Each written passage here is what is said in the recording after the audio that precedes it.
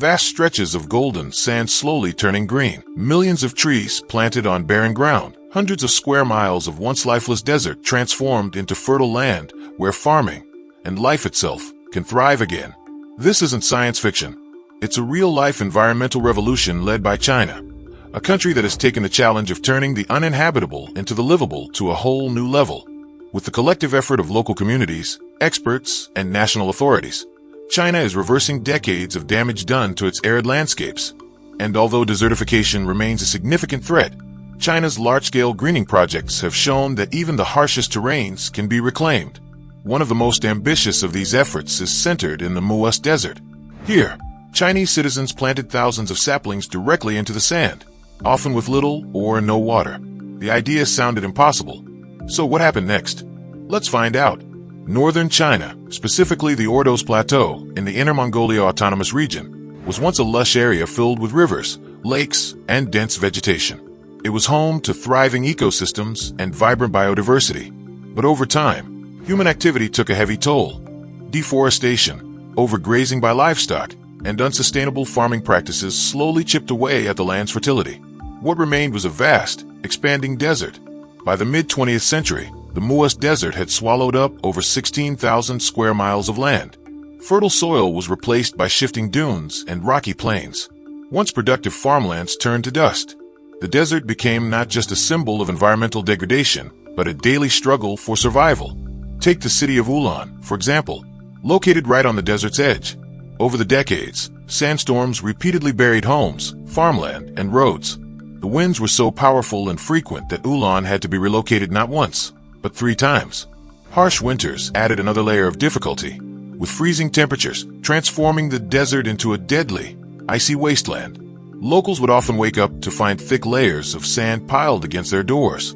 Digging out was a daily routine. Abandoned homes, left unprotected, were quickly consumed by the dunes, their roofs and walls slowly disappearing beneath the sand. And all the while, the desert kept growing. Records from Ulan show that in the 100 years leading up to 1949, about 540 square miles of fertile land were overtaken by sand. 6 county-level towns and over 400 villages and settlements were either damaged or lost entirely. By that time, forest and grassland coverage in the region had plummeted to just 1.8%. People considered leaving. But for most, there was nowhere to go. The 1950s and 60s were a time of extreme hardship for China. Following the rise of the People's Republic, the nation underwent a radical transformation, socially, economically, and environmentally. During the Great Leap Forward, traditional farming systems were upended in favor of large-scale collective agriculture, but the methods used were often untested and inefficient. One of the more infamous examples was the Four Pests campaign, a well-intentioned but ultimately disastrous attempt to eliminate rats, flies, mosquitoes, and sparrows.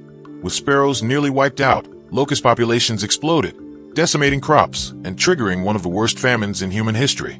By 1959, over 600 million people were living in poverty. That year's harvest was 15% lower than in 1958, and by 1960, agricultural output had dropped to just 70% of what it had been 2 years prior. In purely numeric terms, China's agricultural production fell from 200 million tons in 1958 to only 143.5 million tons by 1960. This crisis only worsened the situation in desert regions like Muas. Starvation forced people to make hard choices: stay and fight the land, or perish. So they fought, but not with weapons, with trees. In the 1950s and 60s, a grassroots movement began to take shape. Locals, determined to reclaim their land, started planting trees by hand. Millions of them. Some even sold their livestock to buy saplings, understanding that the animals wouldn't survive without vegetation anyway. One farmer famously sold 84 sheep to buy enough saplings to create a 3.7-mile-long green belt along the southern edge of the Muas Desert. He wasn't alone. Entire families dedicated decades of their lives to planting and nurturing trees. In some cases, 3 generations worked on the same plot of land, slowly turning sand into soil. As the trees took root, they began to change the landscape. Their roots helped stabilize the sand, brought water closer to the surface, and created shade, conditions that encouraged smaller plants and grasses to grow. With every new tree, the next batch had a better chance of survival.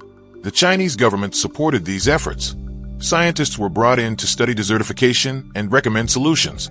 Water-retaining grasses and drought-resistant trees were introduced, and over time, the once unstoppable dunes began to slow. But one major problem remained: moisture, or rather, the lack of it. Most deserts, including MUAS, suffer from extremely low rainfall and high evaporation rates. As a result, many planted saplings withered and died, despite the best efforts of locals. That changed in 2004, when a desertification expert proposed a groundbreaking solution. His team introduced a soil hydrodynamic treatment method, essentially preparing the soil in a way that retains moisture and reduces evaporation. The process helps balance the needs of young plants with the water-holding potential of the soil. The result? Survival rates soared. Suddenly, it became possible to plant trees in dry desert soil, without irrigation, and still have them thrive. So what has all this hard work led to? The results are nothing short of miraculous. One powerful photo comparison tells the story best. In 1998, a young boy and his grandfather planted a poplar tree in the MUAS desert. By 2020, both the tree and the boy, now a man, had grown tall. Behind them, what was once a desolate landscape had become a green oasis. Since the beginning of the campaign, over 40 million trees have been planted in the MUAS desert.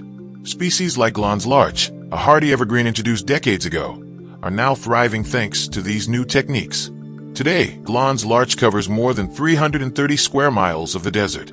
And larch is just the beginning. In nearby Yanwan, on the edge of the MUAS desert, the AI lavender ecological base has become a colorful paradise. Covering over 4,900 acres, the area now blooms with more than 3,000 acres of lavender, plus hundreds of acres of other flowers like verbena and chrysanthemums. Ulan, once a symbol of desertification, now stands as a model of recovery. Forest coverage in the city rose from less than 2% in the 1950s to 33% by 2020. Every year, locals continue to plant thousands more saplings. In 2020 alone, their target was to reforest nearly 1,000 acres of desert. The government and private companies have also joined the fight. In the first quarter of 2020, 41 entities, both public and private, planted trees on more than 82,000 acres of land near Ulan. But what about the bigger picture? Well, the results are even more astonishing. In the 20th century, the MUAS desert stretched across 16,300 square miles. Today, over 93% of that land has been reclaimed, now covered with greenery, thriving ecosystems, and agricultural potential. Once a barren stretch of wasteland, the MUAS desert is rapidly becoming a symbol of resilience, restoration, and hope. While challenges still remain, especially with ongoing climate change, the progress made so far proves that with determination, science, and community effort, even the harshest environments can be brought back to life. So, can deserts be stopped? In China's case, the answer is already growing.